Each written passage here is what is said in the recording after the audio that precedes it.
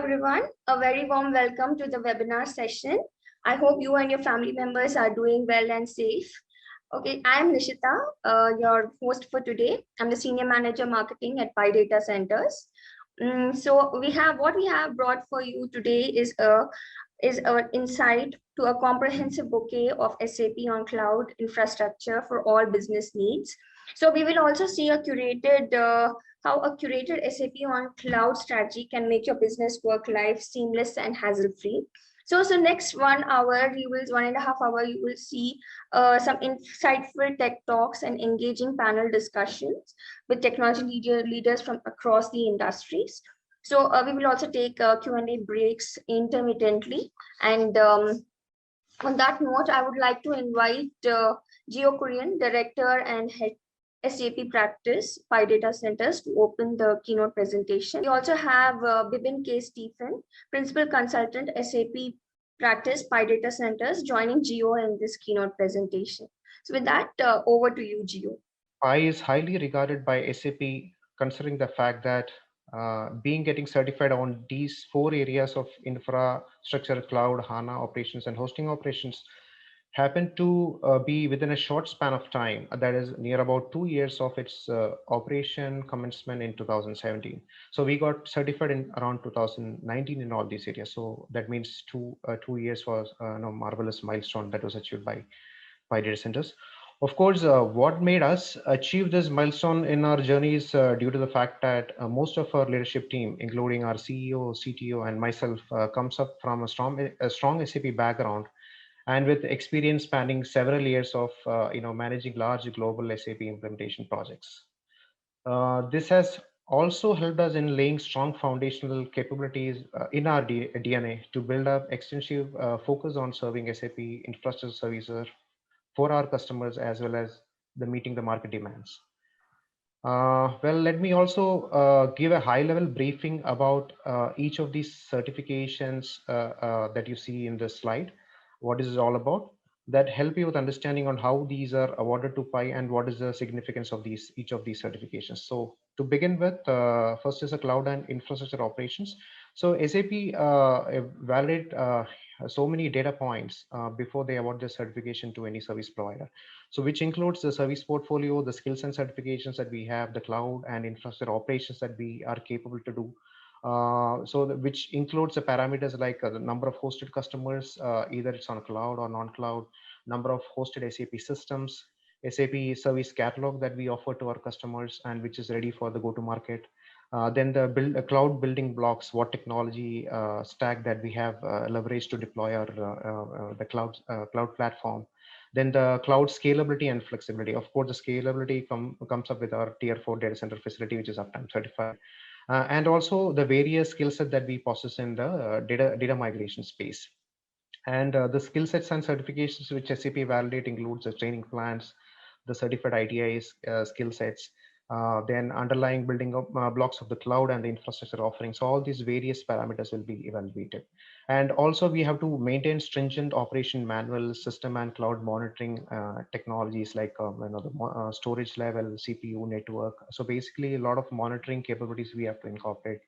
All those things will be evaluated in detail, and we have to justify those the operation modes that we offer with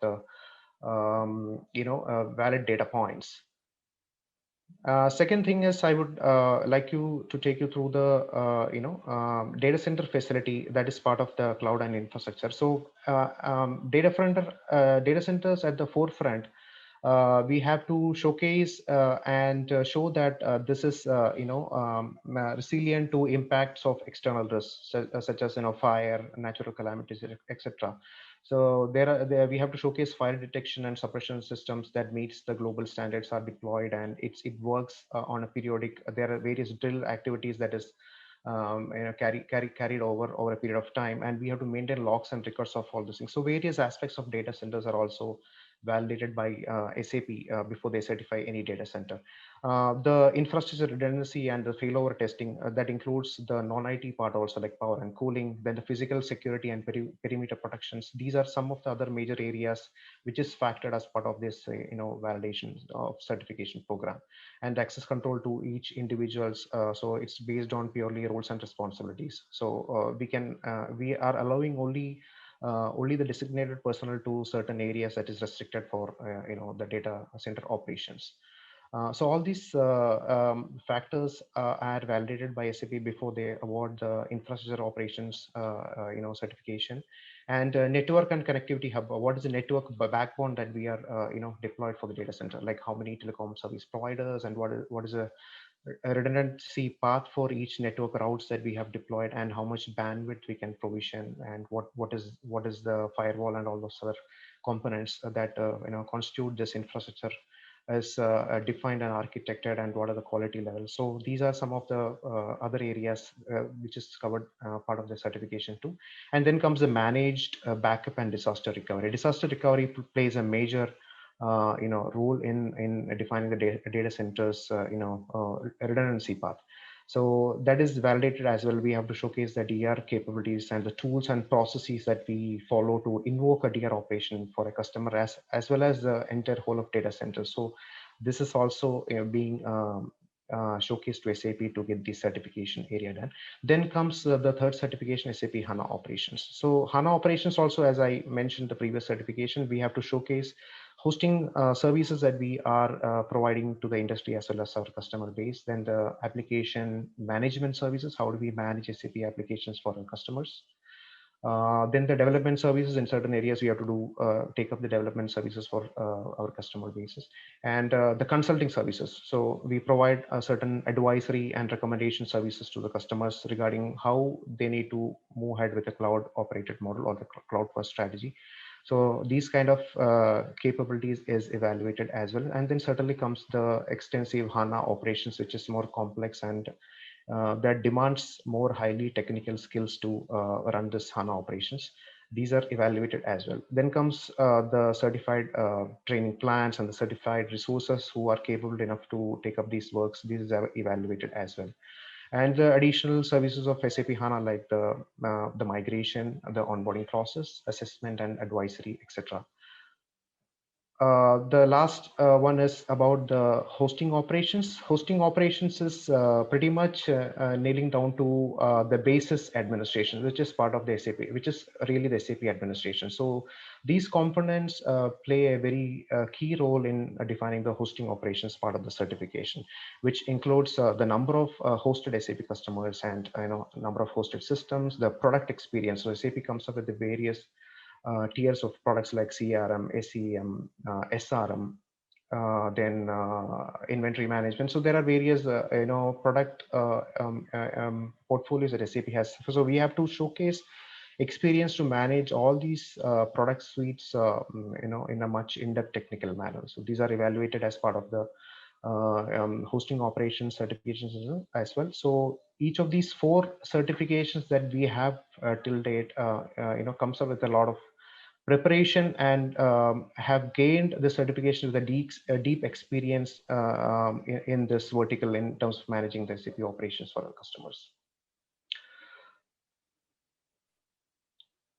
Go to the next slide. Yeah, this is the one. Okay. Having covered this baseline information, I would like to walk you through the extensive SAP service portfolios offered out of HarborOne. The enterprise grade SAP certified cloud platform powered by Pi Data Center's state-of-the-art uptime certified tier 4 data center facility. In the cloud era where we are in, businesses aren't generally aware of what is going on in the backend in most of the off-the-shelf applications like SAP.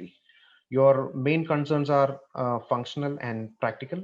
You choose SAP software to run your mission critical applications for either it's for its features or integration with your technology stack, or ability to address particular use cases for the cost effectiveness and so on and so forth. So outside of development, what goes on behind the scenes doesn't generally matter to decision makers, assuming it doesn't affect your security, the performance or stability. So your software provider, which is SAP or your preferred system integrator or provider, handles the provisioning, routine services, and upgrades. So you don't have to really worry about these overheads that require deep technical and focused area of expertise demands. SAP Essentially, SAP ERP and SAP HANA demand more of highly skilled service provider than the power of your SAP software. SAP software is very powerful. It comes with a lot of capabilities and features, which is a sole reason that you choose SAP to run your mission critical business applications. Your managed service provider, either they are responsible for configuring the software, performing daily maintenance, provisioning resources as your landscape grows, and planning and executing upgrades. The software vendor, SAP, doesn't run your particular landscape. It is you. You have to manage it and run it. You need a comprehensive infrastructure service provider or a managed service provider with an effective, highly skilled SAP team for that, with deep expertise to manage or run the show for you. Why does you or your CSP or MSP with the basis team require to do all this extra work? It is basically the price you pay for the flexibility and power of SAP. While SAP software is generally, have a stock feature set and a fairly varied range of configuration options, your landscape can be engineered to fit your exact needs. So that is what this expertise in the basis area that comes up, that helps you to enable this or achieve this. This is where the PI's SAP Harbor One brings in the value of both infra provider and a managed service provider that fills in the gap with a diversified fleet of services that you pretty much see in this slide, which is an all integrated integrated matter to streamline your business processes, enabling digital transformation, which directly translate to the business agility, the lower total cost of ownership, improved governance, and prescribed compliances. So with that being said, this is what you see, each boxes that defines our service portfolio in detail. And my counterpart, Mr. Bibin Stephen, who is our practice lead, will walk you through in detail about each building blocks of our service portfolio in the upcoming sessions. So Bibin, you may take it over. Yeah. Yes. Thank you, Gio. Thank you very much. Let me just start. So the first slide, which I'll be walking you through, is SAP Technical Consulting. What is a technical consulting, and why a customer need SAP Technical Consulting? Let me just give you an example. In a normal scenarios, when a customer wants to have an SAP, they will approach managed service provider, a third-party provider, to get the SAP license and to understand their business requirements and to size their SAP landscape. And they'll give this infra sheet to customers saying, yes, this is the infra you need, this many SAP systems you need, this will be the total infra which is required to run your SAP system. So now, normally, in most cases, customer will find a cloud service provider or sometime on-prem, but let's stick to cloud service provider. They will go with this sheet, and the cloud service provider, they'll just provision the infra. So for the cloud service provider, it's just a RAM CPU storage or a bandwidth OS, that's it. They doesn't need to know what is running on top of it. It's just that the cloud infra is what they want, and they just provide it. The problem here is sometimes when the managed service provider or the SAP partner, when they define the landscape, they set some benchmark. And as per those benchmarks, they will be defining the landscape. And when in the process of implementing it, sometime that benchmarks may not be reached to the cloud service provider. And because of that, that can cause performance issues. A very good example of this benchmark is SAPS. SAPS, I hope you know SAPS. It's a SAP Application Performance Standard, which is the hardware independent standard defined by SAP. It's actually derived from the sales and distribution benchmark. So basically, the SAPS means, let's say 100 SAPS is equal to 2000 fully business processed order line items per hour. If you can do a 2000 business process order line items per hour, that means we have 100 SAPs for that particular core. So this is very important when you size your core or a vCPU. So let's say customer requires a 10,000 SAPs for running their business, and if the SAP service provider, they just define the SAPs per core as 1,000 or maybe a 2,000, and they said, okay, with the 2,000 SAPs as the benchmark per core, customer need 5 cores. But for some bad luck, maybe the cloud service providers SAP score is only 1,000. So in effect, they are getting only 50% performance when they move to cloud.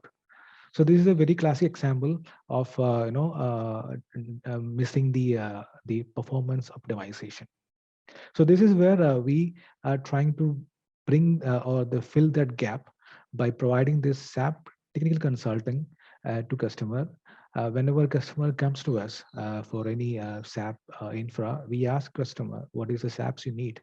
What exactly is your requirement? And we give suggestion to customer to size their landscape, which will fit and which will give their required performance. Now, even let's say a customer wants to they want to build entire landscape by their own, they can always do it. The only thing they need to let us know is how many users they have, how many SD, how many how many FI, how many PPPM. They just need to tell us how many users licensed they have, and what is their current usage, like medium, average, high. So just with that information, we can do the entire sizing for the SAP landscape. They don't need to worry about all those sizing and all. They just need to just tell us the number of users and their usage pattern. We can define their entire landscape for them. So this is what we are trying to bring and in this particular service. So now moving to the next one. In this one, I wanted to highlight two SAP products. One is SAP S/4HANA. Second one is the Business One or Business One on HANA. I think the reason I thought I should highlight these two is because these are one of the flagship products of SAP, or going to be in some time for large scale companies and small and medium scale. We know that we actually till last month the time for the ECC was 2025. I think sometime last week, I think they have extended that to 2027, and after that the customer can avail the support for additional 3 more years with some additional AMC. But anyways, 2030 is the final date. 2030 December 31st is the final date. Post that, SAP will not provide any new customizations or corrections to ECC. So now all businesses who are running SAP has to move to SAP S/4HANA in this short time. So now I think most customers, they might be on a planning phase, or maybe a proof of concept phase, or maybe even in the process of migrating their SAP ECC into S/4HANA. So as we all know that when we move from ECC to S/4HANA, the fundamental technology is changing. It's when you're doing an ECC EHP 7 to EHP 8 upgrade, it's just that you're adding some additional enhancements. But when you're moving from ECC to S4, the entire technology is going to change now. So it's not an easy task. It's a very challenging activity to migrate. And the funny thing is, and it's not funny. The worst thing is, there's no a single step approach for all customers to migrate their SAP landscape into migrate their ECC into S/4HANA. Like there are customers. I think there are. We can broadly say there are three high-level approaches currently available in the market. One being the greenfield implementation, second one a brownfield, and third one is the bluefield implementation for S/4HANA. So I think a greenfield is mostly for those customers who are just going to start their SAP. For them, greenfield is the best option. Since they are just going to start, they can readily jump into the S/4HANA and start their entire business from day one onto S/4HANA. And also, I think for customers who are running their SAP landscape for a long time, for them also, I think the best option will be to take the greenfield approach. The reason is, since they have been using this landscape ECC for a long time, changing their entire business from ECC to S4 is going to be a very time consuming, expensive, and very challenging. So for them, moving to of starting afresh will give the opportunity to streamline their entire business process to a coherent new one, and to get the benefits of new and improved business practices as they use it. And yes, it is not that easy. It is very challenging, but the benefits predates the otherwise. And the second approach, the second approach which is available is the brownfield implementation. This is for those customers who are running their SAP landscape for like 4 to 5 years. For them, it is very, I think they have everything is streamlined. They have all the business practices, everything is on track. So for them, it is pretty much a conversion from ECC to S4HANA. They have the SAP some DMO tool which can be used, and then they can do the conversion. So this is the brownfield approach. And the last one is the bluefield approach. This is mostly applicable for corporate customers having a complex business practices. For them also, it's not that easy to do a conversion using some like that due to these complexities they have in their landscape. So using the bluefield approach, what we can do is we can build a shell system with all their current customization, and then they can move their business one by one, all the business process one by one. And this actually helps them to streamline their entire business process, and they can get the flexibility and the efficiency lacking for them by using this approach. So these are the three different approaches provided by SAP, or available in the market to migrate their S4HANA ECC systems to S4HANA. So at PI, we can provide complete technical support for all these three conversions, and we can provide the full consultation also for this one. So the next product we have is the business one. I think Suresh, I saw you raise your hand. Let's just complete this session, and then we can have the Q&A. Okay.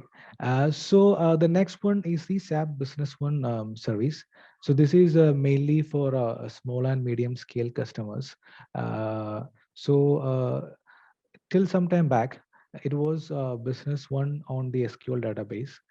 It's a simple, very small system. Like customers need to have one single VM with Windows OS, maybe 2 to 4 core, maybe 16 to 32 GB RAM for 100 users. That's a maximum they need. With this, they can able to run their entire business. And with this small box, they usually have it on-prem only. So it's not that costly for them to maintain it. So this is how I think for some time back, a customer used to run their SAP Business One for running their business. When we compare, if you compare the license cost, the per user license cost for S4HANA or a Business One, the difference is very less. But the main factor is the AMC and the development cost.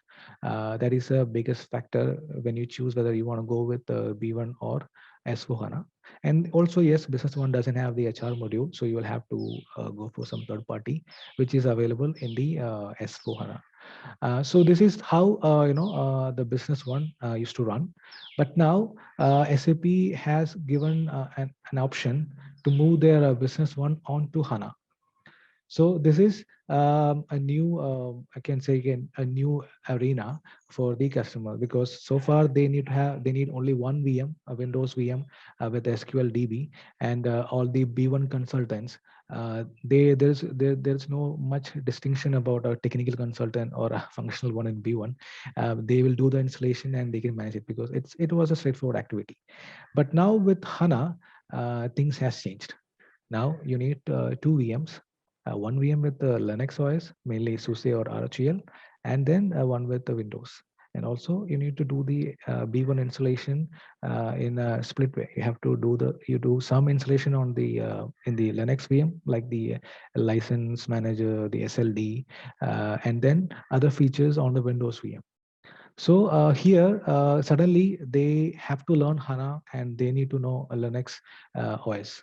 So I'm sure they will catch up in some time, but in the short time, I think they will be needing help from experts. So this is where we at Pi, we can provide you assistance by giving you a pre-built HANA boxes, like a VM installed with HANA along with the OS managed services for for customers, SUSE or RHEL OSs. So this is about. So I thought I should highlight these two. So then I will move to the other area of services we are providing, or we have the expertise to provide to customers. The first one is migration. As you know, we are a data center company. The data is our bread and butter. So managing data is our job. So we've been doing it for some time, and we can very confidently say we have the expertise on managing your data, be it on a cloud or on-prem. So now, let's say if customer wanted to migrate your SAP systems into cloud, there are various options. There are some customers who who wants to move as a colo offer. Some wants to move entirely into cloud, and some maybe want to have like an infrastructure only where they want to do the migration. So there are so many options available for a customer to migrate. We can at Pi, with very strong knowledge on the cloud, and also to the cloud, and also to the expertise on various cloud tools, we can assure you that we have the expertise, and we can provide you the best solution that can actually help you to have the least business downtime, will not which there won't be any with no effect on your business uptime, with yeah, so something like that we can provide that. So just give you an example on that. Let's say a customer wanted to migrate their SAP landscape. Maybe they want to move to a colo into our cloud. So when you want to do a colo, you need to transport your servers from your on-prem to our cloud. And in that case, there's a delay. You have to courier or you have to transfer it until it reaches there in our DC. We have to power on, we have to integrate it, we have to connect with the network. So there's a time where business cannot run. So this is not possible for SAP customers, right? Because your entire business runs on SAP, and you cannot just shut down your SAP system for a day or two. Just that you can just move your systems into a colo place. So this is where we can be helpful, or we can provide a solution where we can actually do the entire migration of your systems from the on-prem to our cloud for a short time, and then you can transfer your servers into our DC. And once it reaches to our DC, we can power on, we can integrate it, we can connect to network, then we can transfer back or migrate back your entire systems from the cloud to your colo servers, so that you don't need to worry about any of those stuff. We will take the entire headache from your side. So this is one example on how we can help you whenever you want to do the migration. The reason we were able to do this, because we are a we are an SAP aware cloud provider. We know SAP, as Joe said. We have a management blessed with SAP experts who worked on a SAP for a long time. So we are a SAP aware cloud provider company. So that's it about the migration. So I will move to the next one. Upgrade, yes, as G already said, we have the certification for providing entire basis managed services. If whatever is your requirement, whether be it's ECC, HP upgrades, S4HANA upgrades, SEM, CRM, whatever you want, whether it's a HANA upgrade, we have certified resources for upgrades and support, and we can help you on all of your requirements. Then next one is the DR services. I just wanted to explain one point here. There is a misconception that HA and DR are same. I want to say that's not the case. HA is different, DR is different. You cannot use HA for DR, or you cannot replace DR with HA. Each has HA has your DR cannot do the purpose of HA, and HA cannot do the purpose of DR. Now, uh, in this current world, what we are seeing is a very challenging and a quick, what do you say, a big change in the weather patterns we are seeing nowadays. As per the latest news from various weather forecasts, the next decade is going to be a very challenging decade with a lot of floods, flash floods, then earthquakes, then wildfires. I see you. I'm sure you have seen the news about the floods in Europe and the wildfires and the heating effects in the Canada, where people are dying because of the heat in Canada. Again, the wildfires in Australia, the California. So now the weather has been changed drastically. We have seen so many flash floods in the northern parts of India, even in southern parts. There are so many floods are happening. There are places where there was not a single flood or a calamity for 100 years. Suddenly we are seeing every year we are seeing floods. So this is the kind of change happened to the world order now. So now, if you want to have your business continuity plan to be run, to be working, to be there, you need a DR. A DR is a must. Otherwise, you will not be able to run your business. I think somebody has pinged me. We can take up the questions at the Okay, sure. The DR is a very must. We need to have a DR, and we cannot we cannot just relax and say yes, our DC or our company has been a place where we haven't seen a single calamity for a long time, so we have safe. That is not the case. Things are changed at Pi with the cloud expertise. We have the various tools, including SAP native tools, expertise on the migration or a DR setup. So whatever is your SAP system, we can provide a comprehensive and a complete solution that will help you to have your business continuity plan to be up and running with the least downtime and the least minimum expenses on the DR part. I can give you one simple example. Let's say if you're using a HANA database, some customers might be running their HANA box with a 2 TB or a 3 TB RAM to run their business. This is required only because HANA is a memory-based database. So the entire DB has to be there in the RAM. That is required only in the DC. So when you're going for a DR, you may not be needing that much RAM or the CPU during replication. You can go with a reduced infra at the DR site. Technically speaking, you can go with the 128 GB RAM at the DR site for the replication to be up and running for S4HANA. So this way, you can actually get a very reduced billing on your monthly expenses for the DR setup. And when an actual DR happens, let's say there's a flood or a calamity happens, we can always increase the resources into the same as your current DC, and so you can run your business without any difficulties. This we can do because we have a software-defined data center. We can always scale out and scale in. So this is the services we can provide you on a DR part. So moving to next, I think this is basis. I think this is actually summarizes whatever I said so far. The basis managed services, the entire support. We can provide the entire managed services, even not just for L1, L2, L3, even performance tuning, solution manager configuration, EWA, SLD, CHAM. We have the expert people in our company which can help you to support you for all your requirements. And now I think this is a high level of the basis support operations. And with this, I will hand over to Gio. Yeah, thank you, Bipin. Thank you for the comprehensive briefing of all our SAP services that we can offer to our potential customer base. Now, before we wrap up this session, I would like to seek your attention on this slide. Why SAP on Harbor One?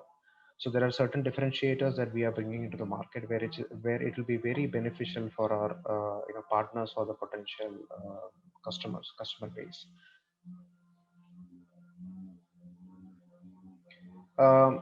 This is what you essentially get it.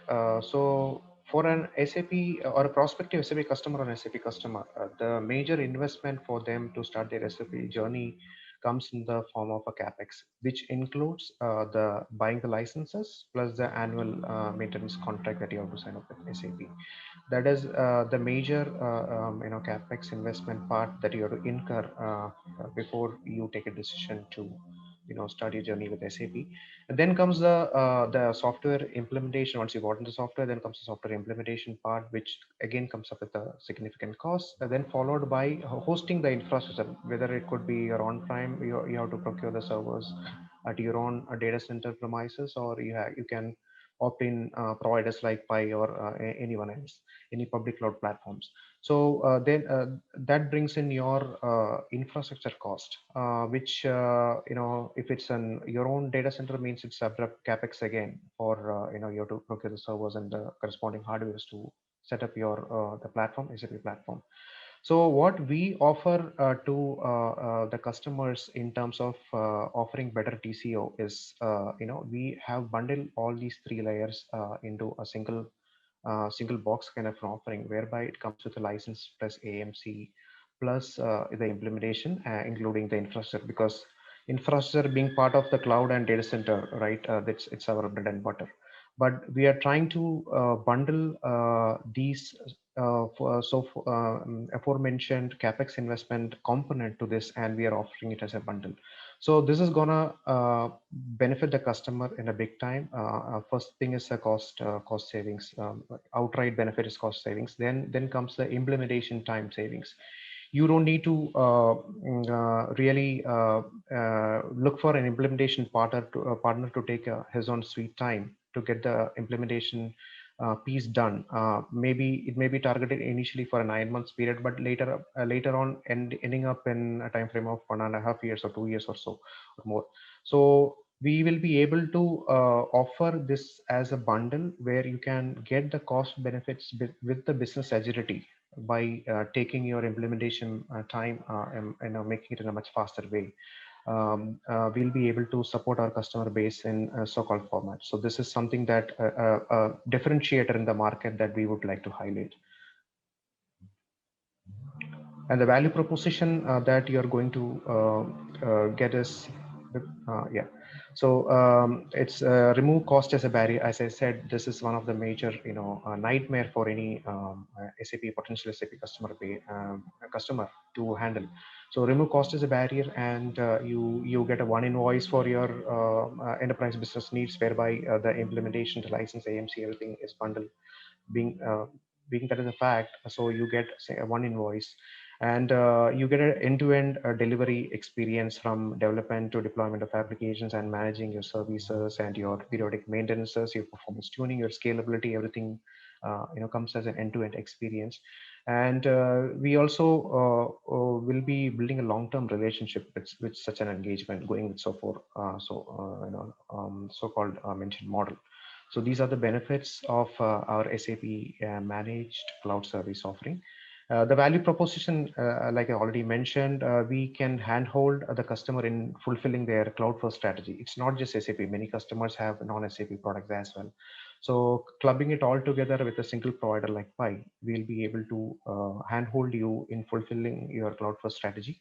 Then the support of development of your the products, like there could be enhancements, there could be upgradations, there could be capability incorporation. So all these things we'll be able to take care for you, so that you will be benefited from the cost front as well as the savings in time and resources. Deployment of resources is another area where you can free them and focus on your core business enhancements, feature enhancements. We could also sign up for the trial periods. We call it a POC period, where any specific customer, before they move on to a specific platform provided by SAP, we can sign up a POC for you, whereby we have built-in templates that covers which is bundled in the model which is already briefed. So you can sign up for a short-term POC. You can get a feel of how your business processes is going to run on a S4 HANA platform or whatever product of your choice on cloud.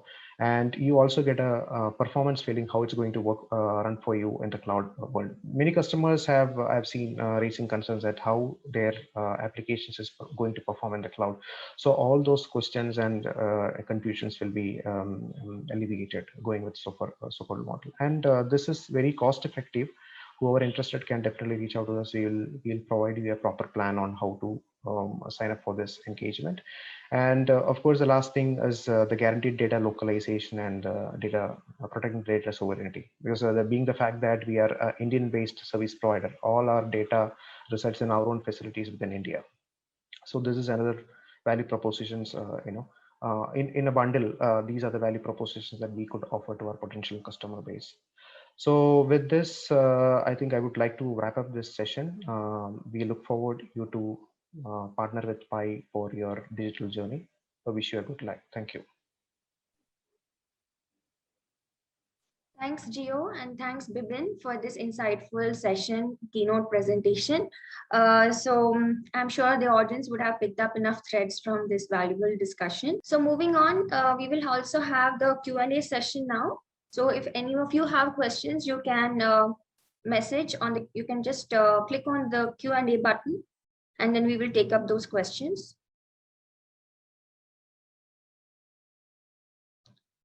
So Gio, the first question is from Mr. Vivek Makhijani. So he has this question for you, 4 questions actually. What are the compelling existing customer benefits from moving on-prem SAP to SAP on cloud? So compelling reasons, there are many reasons to call out here. One is definitely the on-prem will have a lot of limitations in terms of scalability, and you have to run through the hardware refresh cycles whenever you have your infrastructure on-premise. But cloud, when you move to, once you're on cloud, you need to be least bothered about what is underlying, the technology, servers, hardwares, and connectivity, whatever features we are using.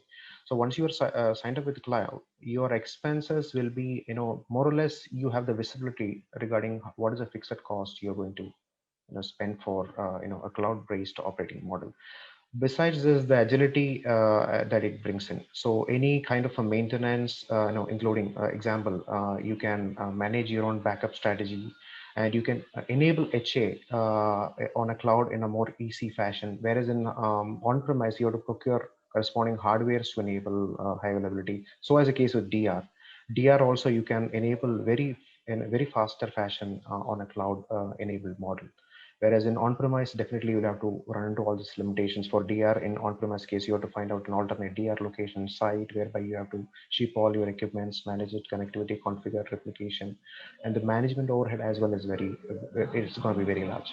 So this problems will be totally sorted out with the cloud operating model. Okay. So another question from Sachin Singh. Do you have any case study for implementing SAP for oxygen generation plant? Yeah, we can work it out. So you can reach out to our, the contact, Nishita. You may share it with him, so that they'll have a discussion around it. Okay. So that's the end of the Q&A. We will again come back to the questions after the panel discussion. So moving on, now we will have the panel discussion, and I will hand it over to Dave.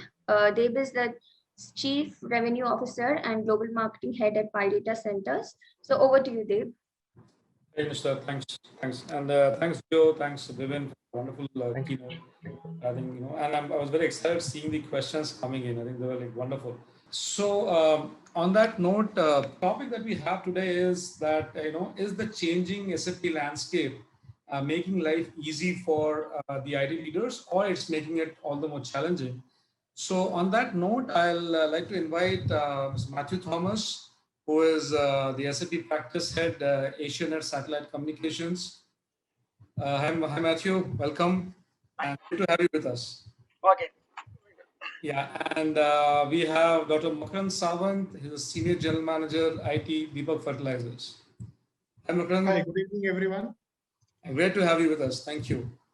And then last but not the least, we have Upesh Patel. He's a co-founder and director, TAMS Infotech.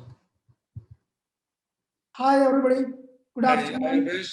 Thanks for taking time. And gentlemen, really appreciate you taking time, from your busy schedule and being a part of this. Really great. Glad to have you here. Thank you.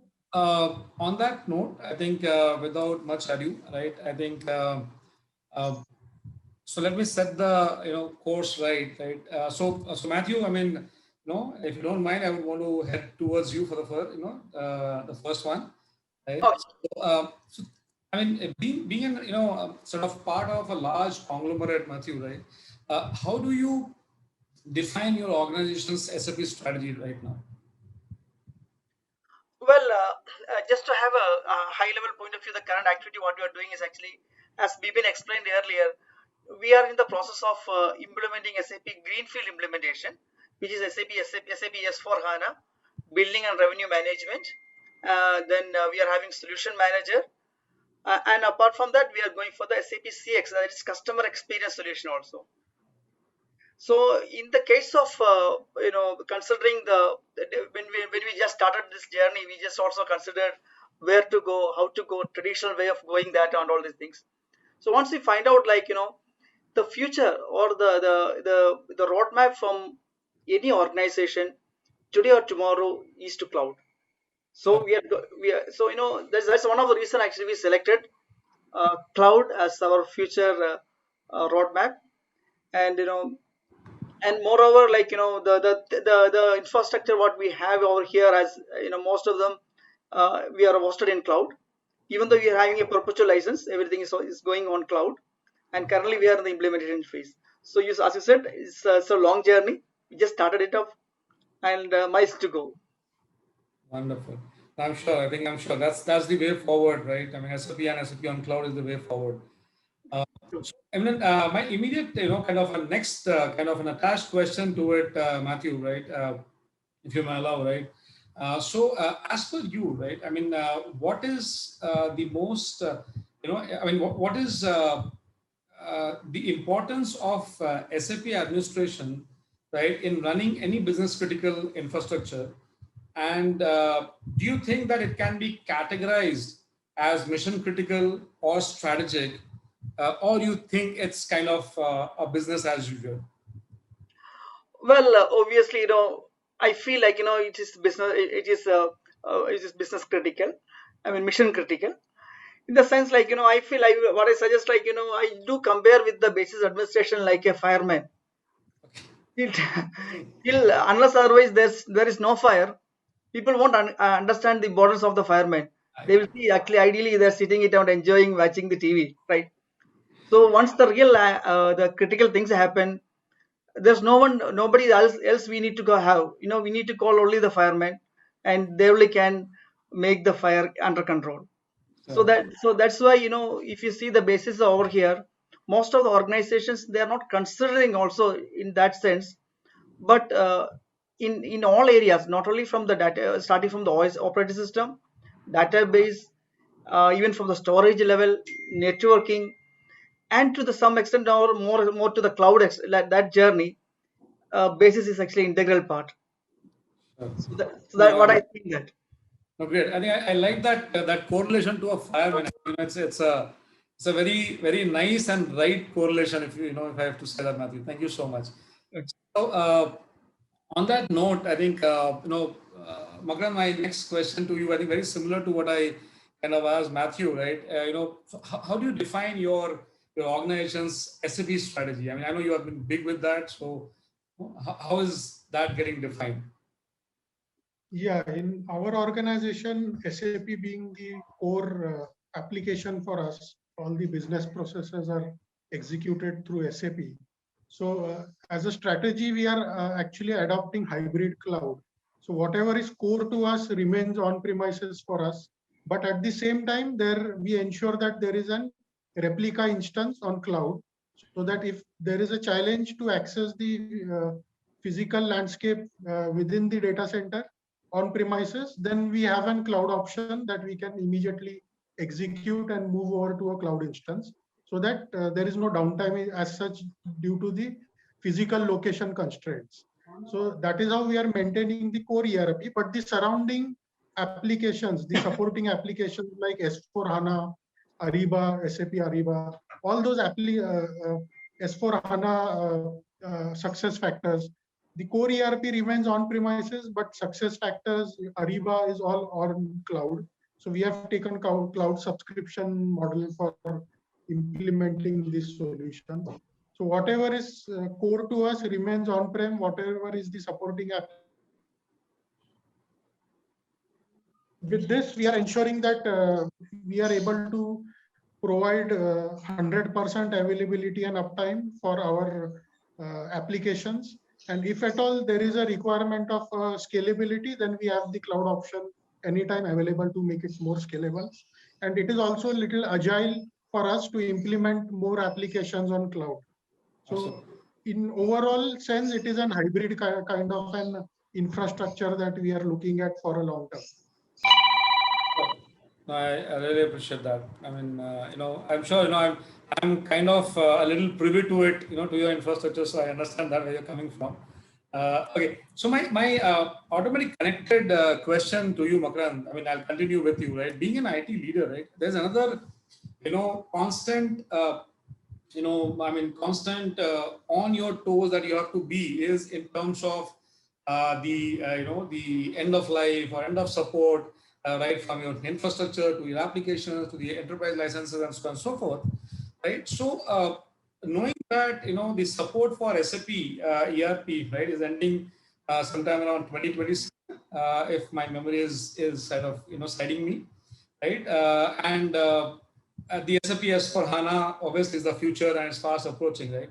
So what has been your organization's strategy to adopt this change, and how comfortable or not so comfortable do you think this adoption of landscape is for you? Yeah, so for us, our entire tech refresh was due 5 years back when we took a decision of moving on to S4 HANA from ECC, because that is the right time when customers can actually think of a refresh. Now, if your hardware landscape is due for a refresh, you don't have an option but to go ahead and execute that refresh. And while doing so, this is the right time when you can also do an application refresh, so that your entire new landscape that you are going to create is in line with the latest technology, the futuristic technology, and it should at least sustain for 5 to 7 years when you are doing a complete tech refresh. So it was an opportunity for us to actually go and refresh the entire SAP landscape. We then took a decision of doing a BPR exercise so that we can easily adopt the S/4HANA processes. We actually tried to not to do an migration from ECC to S/4HANA, but to do a net new implementation, because that would give us advantage of leveraging the S/4HANA processes, the new processes, the simplified processes that they offer with the latest platform.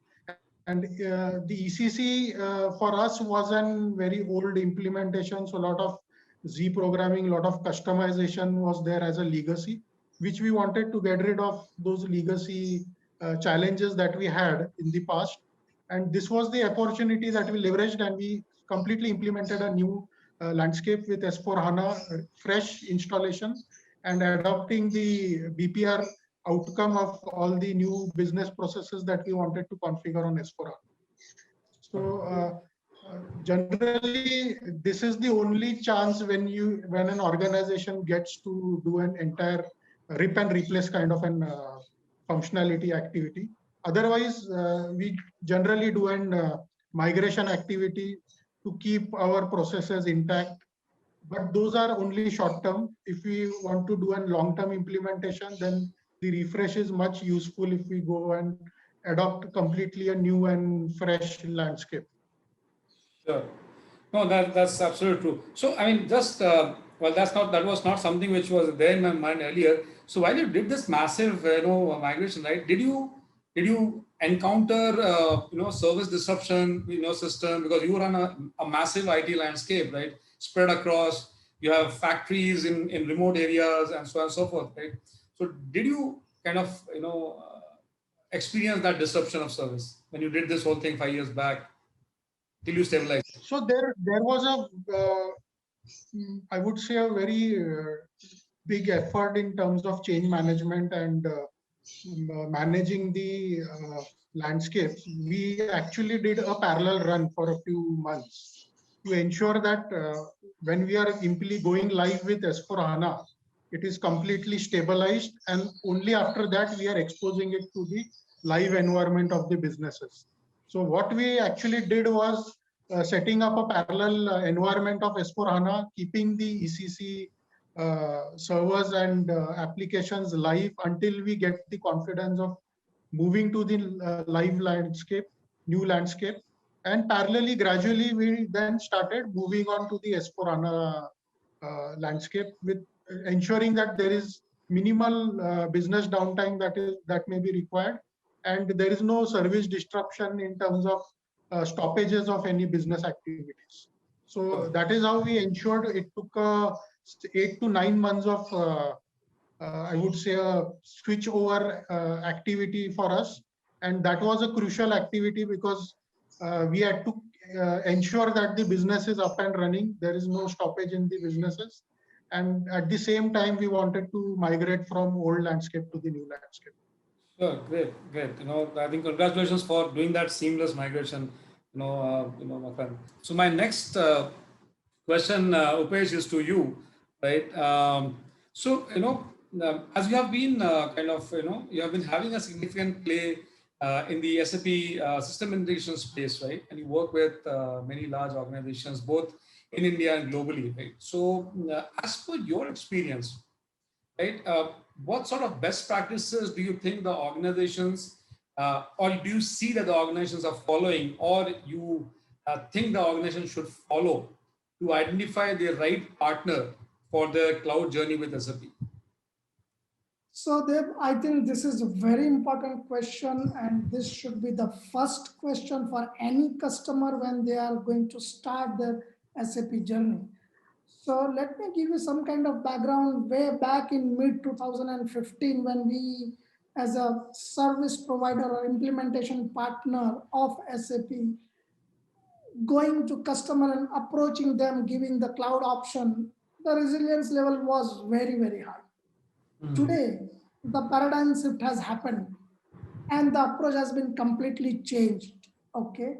And now, even at the management level, people understood that cloud is the only way and cloud is the future. Now, the best practices comes from every level. We have seen the best practices are coming from CXO level, from IT head level and things like that, because CFO says, okay, let me consider OPEX versus CAPEX. IT head say, let me consider how do I manage my operations.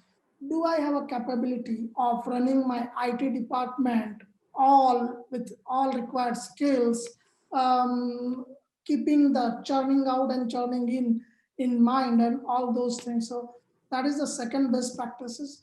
The third best practice is what you have already covered by Bibin and all in this session, that what all offerings a cloud service partner provides.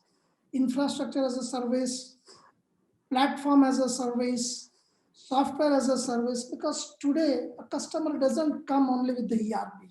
They have all kind of surround application. Okay, when they are talking about the digital transformation, they'll have some other portal, they have bots, they have machine learning applications and automations and things like that. So do a service provider, data center service provider, has a platform available to deploy all my application at one place.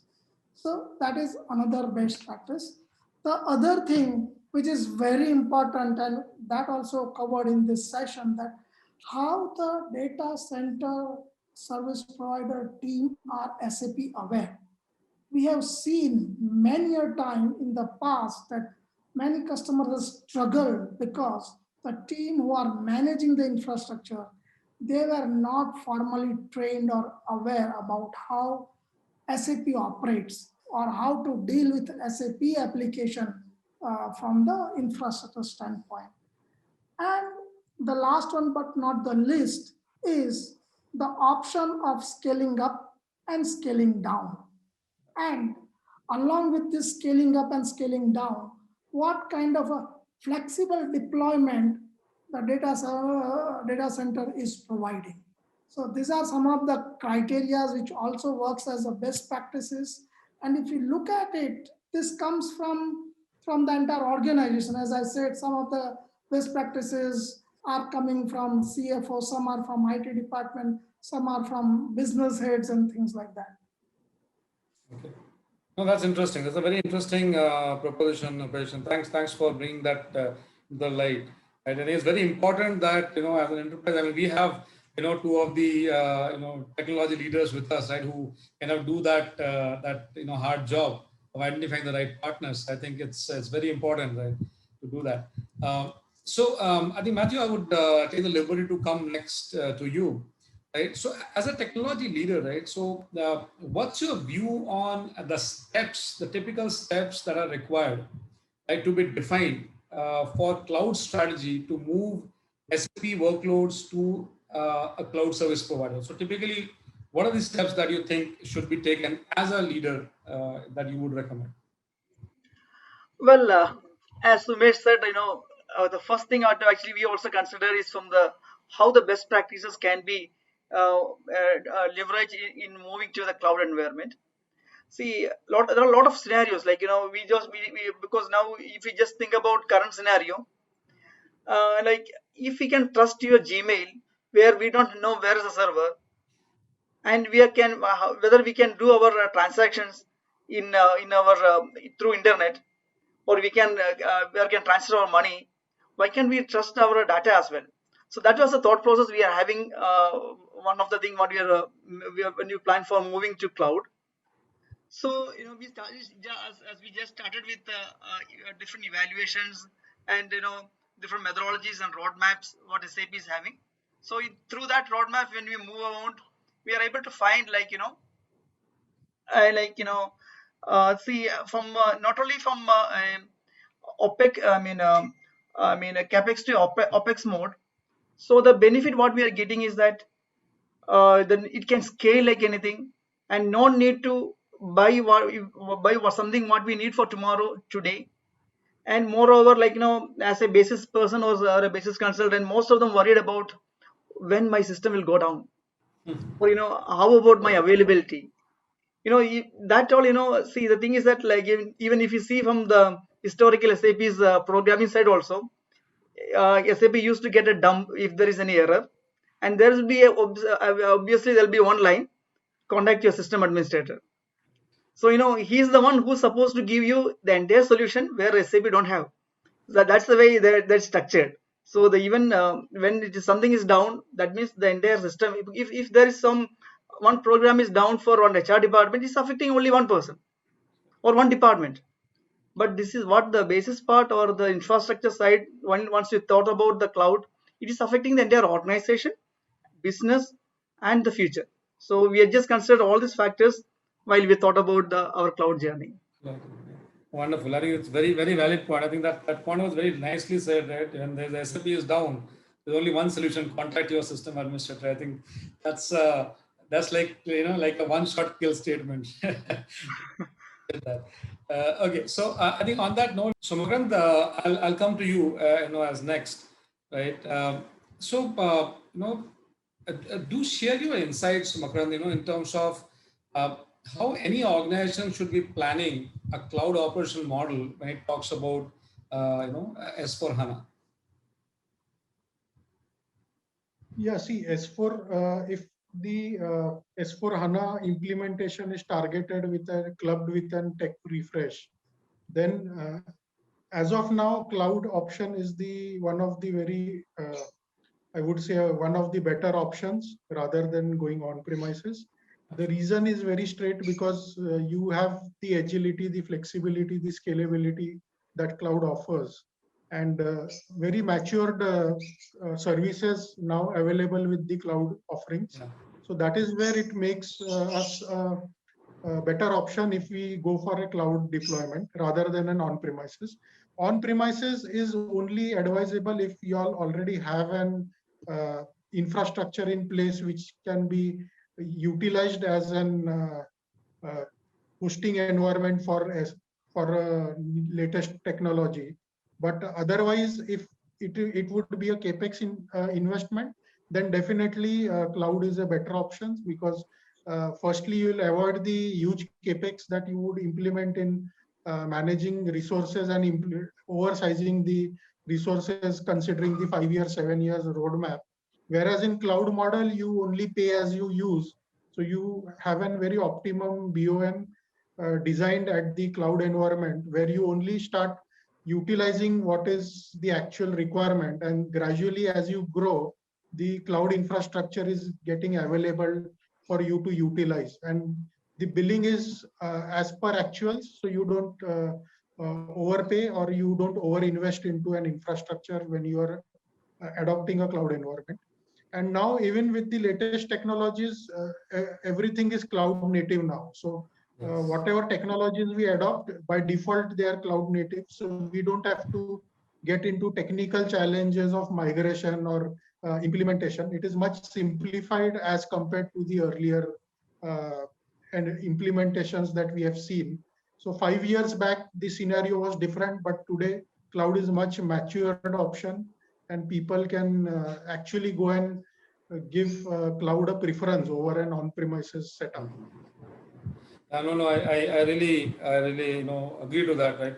I think that whole, because everything, as you rightly said, right, because everything is now cloud native from an application standpoint, the compatibility issue from an old heritage to a new one, that thing is not there anymore. So that gives the IT leader a little, a breathing space, right? At least that is something which have to be done away with. Thanks, Makarand. I think it was wonderful. I'm sure a lot of enterprises are looking at it. I mean, they anyway hear you very keenly overall as well, but I'm sure they'll get some insight on this. So on that note, I think Upesh, my next question to you. Support. I mean, like the question that I asked, Makarand, right? But that was more from a user standpoint, right? As an administrator standpoint, right? I'm coming to you with a similar same question as as an enabler standpoint, as an SI standpoint, right? So with the support of SAP, ERP, right, ending by 2027, right? And then obviously HANA is kind of fast approaching. It's already there. I mean, fast approaching will be a little too nascent to say, but it's already there, right? So how do you see, as per your experience, that when you meet customers, how do you see organizations reacting to this change? And how do you collaborate with cloud service providers to address this for the end user? So yeah, I think that's a good relief given by SAP to all their existing SAP customers that the conversion deadline has been extended from 2025 to 2027. Yes. Otherwise, people were worried that how are we going to plan during this pandemic, because during pandemic the priorities were different. And now even people know that SAP S/4HANA is not just the product. It's all about re-engineering the business model and re-engineering a business processes, and just to see that how we can take advantage of digital transformation and all the latest and greatest technology which plays a vital role in the competitive age in today's era. So each and every business has realized that, so they are not just going by the deadline drawn by SAP, but they are more going by what are the business benefits, what are the IT benefits, how can we give a different user interface to our workforce, to our employees who are working and seeing the same screen from last 10 years in SAP. So it brings a lot of new things, a lot of changes. Okay, and we have seen that. I think someone was mentioning that now we are not going to convert, but we are now going for a greenfield new implementation. By forgetting about our ECC, how it was implemented. When it was implemented, the awareness was not so great in the organization. So that is one of the reasons that people are customers and businesses are responding to it very well, very positively. And the second thing is now the days have gone where everything was presented into PPT, PowerPoint presentation, and then people used to buy. No. Now everybody wants to see the system live working. So that's where the mm, the data center partners play a major role. As you mentioned that Pi has already systems available for POC. Pi has already system available for the demo, and all these demos are built for the different industry segment. So they can actually visualize that out of hundreds of processes available in S4HANA, what is going to fulfill my business need. Though I belong to the same industry sector, but my business needs could be different, right? So we involve the data center partner right from the beginning. We can go and ask customers that there's a ready to use system available in so data center. Why don't you take a 15-day trial and have a feel of it and then take a conscious decision, okay? In this journey, it also helps to size their HANA instance rightly. So this way we can prevent them, spending too much at the beginning, because the cloud option has always a scalability capability, right? So when the business needs are at that level, business can always scale up their hardware resources, their hardware demands and things like that. So in the beginning, as a team, we go data center, we as a SI implementation partner, everybody, and give a one solution so customer do not have to knock different doors at different times. And they can get a holistic view right from the beginning, which will help them taking the right decision. Sure. Sure. No, I think that's thanks for the for the insight, Upesh. I think it's wonderfully crafted, and I think you touched upon all the key points. I think from the customer behavior to the usefulness that a cloud player brings in, and then how things build up from there on. Right? Thanks for that. So that kind of ends the the panel discussion, and I think I would really like to thank Matthew, yourself, Makran and Upesh for being part of it. Right, it has been wonderful. I think, and some very very interesting aspects coming in. Something from your live examples that you have set, right, and some of the best practices, Upesh, from your end, right, in terms from the we get to hear the other side of it, right? While from Matthew and Makran, we get to see from a user side perspective. From your end, we see from a enabler, from a SI side perspective. Thank you, gentlemen. Matthew, Dr. Makran and Upesh for being part of it.